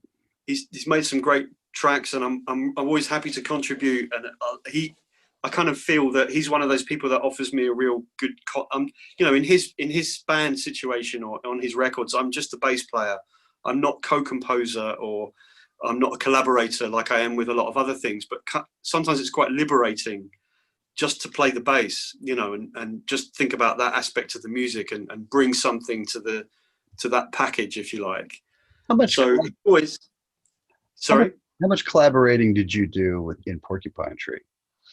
Oh, we all contributed ideas and stuff. You know, there's a lot of co-writes on those records. You know, and some of the faves were band. You know, started off as band jams, so it wasn't all like, you know, one person by any means. Okay, well, well, it sounds like it because there's a difference when you listen to the Porcupine Tree versus Steven's solo. You know, you can Right, yeah. tell the input of 4 different people is in there. My friend Doug says, I saw Porcupine Tree at Nearfest in 2001 from the front row. Brilliant gig. Colin winked at my wife and she loved it. There you go. She was probably the only woman there. Yeah. Well, I swear I saw 3, at least 3. Let's see. Okay. Well, what's your favorite Spector bass? Last question. Oh, well, my favorite Spector bass, like I said, I don't really have favorites, but I would say it's a toss up probably most of the time between my red fretless USA and my down-tuned, which is a Euro series Spector, which I use. I used it exclusively with a band called Obarke that I joined before ORK with Lef, which was very heavy, doom-laden type stuff, you know, with Lef singing in no known language. And it was a great context to play that instrument in because the guitar player was playing a baritone guitar. So I had to kind of get underneath the baritone. So I needed low notes, and it's all heavy riffs and not much light, very much shade. Which basses did you favor on the Porcupine Tree albums? Is it mostly Wal? Well, I did use the Wals exclusively for years and years, and then I think there was a point with Wal basses where they sort of disappeared, and I'd realised that those basses were becoming rare, and if I had terrible trouble sometimes with airlines losing things or or things going missing for a day or two, or getting damaged, you know. So I didn't want to go and take the wall out all the time because I couldn't replace it. Sure. Did you start? So I started to experiment with some other basses, and I got a Music Man bongo, which I still have. I was going to ask. Yeah, I remember that. That's a great bass. Beautiful bass. I still play it a lot, but I didn't want to stick to that. And that was just before, I think, PJ introduced me to the Spectors. So I found the Spectors for live work. They were super solid, super reliable. I mean, I could stick that in the trailer with the van in a freezing cold, you know, trailer, and it'd go into a hot club night after night, and it would stay in tune, you know. Really good electrics, really solid. It's a total workhorse. And I always felt really confident playing it, you know, it was never going to let me down. Yeah. So, you know, the Spectors have been great. I don't always record with them. I record with the fretless a lot. With the others, I tend to have them set up in a particular way for a particular context. I have one that I like to play when I use a pick because I can get a really cutting sound out of it. And I have another one that I've left in Italy, which because I was going backwards and forwards so much, I didn't want to keep taking it on the plane. So that's always there for me when I go there. And it's my nice red Spector 435 with a long neck. Did any of the Spectors wind up on Porcupine Tree Records? Oh yeah, a lot of the time, yeah. Especially the low-tuned one. I mean, Anesthetize, the title track, the bit in the middle, the heavy part, that's all the low one. And on the same record, well, in fact, the mellow part at the end of Anesthetize, that's the Spector. But I didn't have the fretless at the time. So any fretless would be the Wal. Well, okay. Very interesting. Well, thank you for the gear talk. You know, a lot of musicians watch my show, so I'm sure they're right. Well, I guess what if there's any bass players, you know these instruments, you know these ones. This looks like an Ovation, almost. Yeah, Magnum. Wow, what year is that? Like 70s or something? 70 something. I think it's a Magnum 1. So that's a new obsession. I almost thought it was one of those. Have you ever seen those alembic fretless ones with the weird headstock that looks like a double bass? Yeah. I know. Yeah. It looks like it's in that family almost. They're really hard to find. You know, really. I've got a few of them actually. I started collecting them about 10 years ago, and I've got a couple that are just sweet. You know. Do you have any Fenders? I've never had a Fender. Wow, you're the only guy I've met. In all honesty, for most of the early part of, you know, just being a bass player, you know, the fretted Wal and the fretless Wal was just all I needed. You know, sure. I didn't ever feel I needed a different instrument. When I started doing a lot more recording on my own, that's when I started investigating more basses, because in particular, something like the Ovation, it's very old school, retro, flat wound sort of bass sound. Right. And it's not really what the Wal is about at all. So there's no crossover in the sound, you know. Totally. But yeah, I mean, I never felt I needed a Fender. Fair enough. Know, I didn't feel I needed anything else at all with the Wal, actually, for a long time. Do you ever play any guitar? Yeah, I've got a 1950s Hofner on the wall behind me there. Oh, nice. I'm not going to get that one down, but that was my father's guitar. I play that occasionally. Oh, that's all. Okay. Well, Colin, thank you so much for taking the time to go deep with us today about that. Yeah, that's pretty deep. Catalog and what you've been up to lately. Well, yeah, I've been wondering what you've been doing. So thank you so much for taking the time to Thanks, Sean. fill everybody in, and stay safe. And we'll all right, take care out there. Record coming out next week. All righty then. Take care. Have a good night. Cheers.